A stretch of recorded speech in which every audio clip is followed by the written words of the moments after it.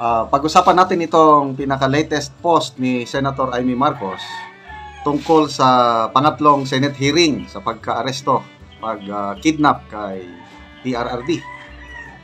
So ito ang kanyang pahayag. Be true now, please. Magpakatotoo na kayo. Please lang. Mabuti at nagdalawang isip ang administrasyon.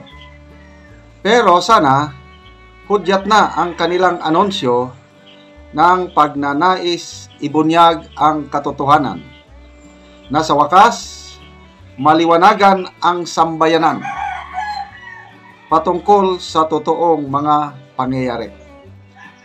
Binibigyan natin sila ng ikatlong pagkakataong magpaliwanag sa Abril 10. Huwag naman sanang mauwi sa pagkukubli o pakitang tao lamang. Magpakatotoo na, please lang. Senator Amy Marcos, April 7, 2025. So, lumalabas ngayon, medyo panalo si Senator Amy dahil bumigay na ang administrasyon, mag-a-attend na ang mga inimbitahang cabinet officials and other mamaya pangalan natin sino-sino yung mag-attend. Sigurado mag-attend si General Torre. Huwag kayong mag-alala. Okay, so zero attendance. Dinedma ang kanyang second hearing. Nung nagpaperma na siya ng subpoena, ayun, medyo na alarma na itong palasyo, kaya pumayag. Mag-a-attend na yung mga iba. Hindi pa naman lahat. Okay. So magbasa tayo ng mga comments ha. Mamaya sasabihin ko sino yung mga sure na mag-attend. Okay, sabi ni June Di Guzman, bagay kayo ni Digong, Madam. Vibes to the max.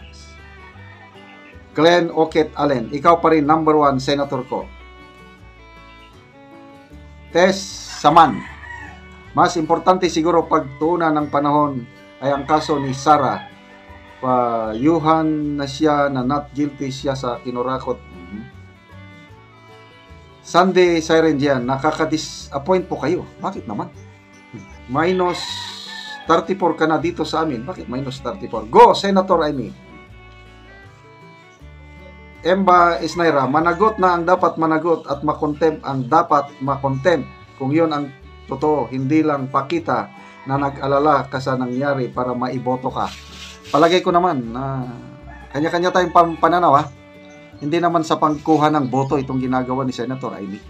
Ako, naniniwala ako na gusto niyang ipaglaban ang katotohanan. Okay, so punta natin sino-sino yung mga mag-a-attend. Andrea,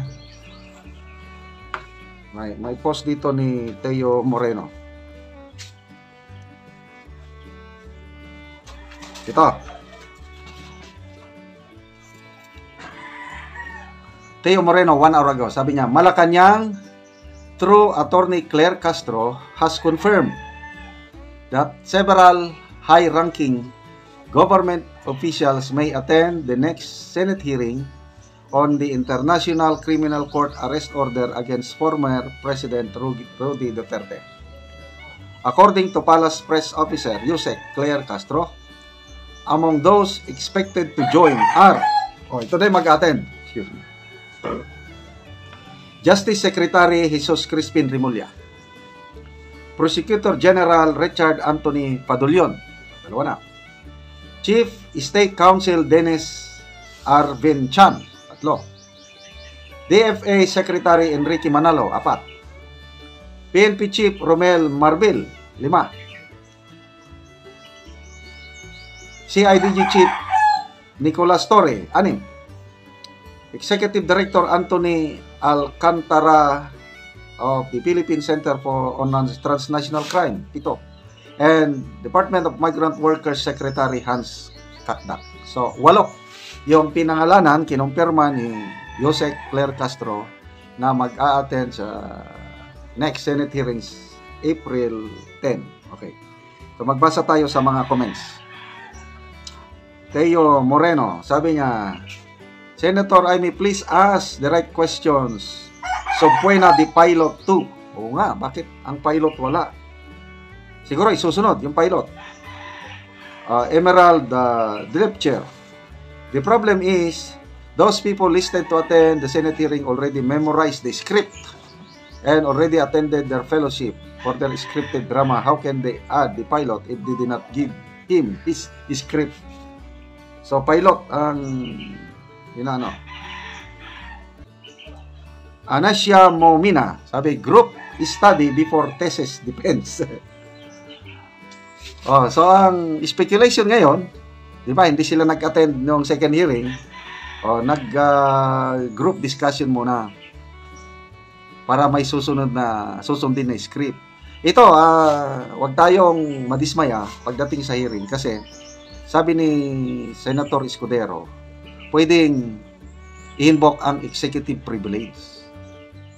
So kung may tanong na alanganin sila, sabi executive privilege, hindi namin sasagutin yan. So wala rin kwenta. Ang maganda lang dito, sabi ni Senator Alan Peter Cayetano, si General Torre hindi siya kasama sa executive privilege. Kaya kasi ang pinakasentro lahat yung pag-aresto, kung legal ba o illegal. Hindi ma-invoke ni General Torre ang executive privilege dahil hindi naman daw siya cabinet official, sabi ni Senator Cayetano. So, abangan po natin April 10, pangatlong hearing. Okay, mga kaibigan, salamat sa inyong pagsubaybay sa ating channel. Nakakatulong kayo ng malaki sa Tribong Talandig.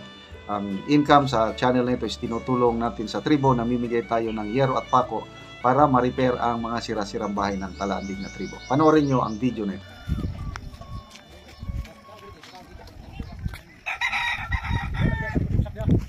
O muna ni ang balay ni ante o karon gisandig na ang hero nga silupin lang in taon o gibutangan na og bato lang sa ibabaw. O muna ni ang atop ni ante nga silupin. Apan hapit na ni magisi kay ang bato nagwa naman ang bato. Sumurag mahulog na. Kay magisi naman ang silupin o nagrak naman. O muna ni ang iyang atop. Ang hero pud niya gislastipan na lang. Gislastipan. O muna ni kagagmayon sa ilang balay. Nga bulsot-bulsot na gani. O karon, o gate, unsa yung may istorya nga natagaan mo og gero so karon mailis danan ninyong atop nga silupin. Unsa yung may istorya? Salamat mi sa Ginoo nga gitagaan mi sa sin nalipay gid mi kaayo. Oo. Iatop na ginamot karon kay kabuslot na among atop nga. Silupin. Kay gibutangan lang og bato. Oo. Kadisi na gani ang. Oo. Ikaw unsa yung may istorya? Lahat nga magpalain pa ning inyong programa ngayon para dagan pa matabangan nga nanginanglan sama sa mga. Oo, sama sa inyo. Oo, salamat po dia. Oo, salamat sa Ginoo. Oo, lagi. So muni ang ilang payag gislastipan na lang ang ilang hero. Ang ilang balay mo pud ni kagagmayon. So ilang plato, pila lang kabuok.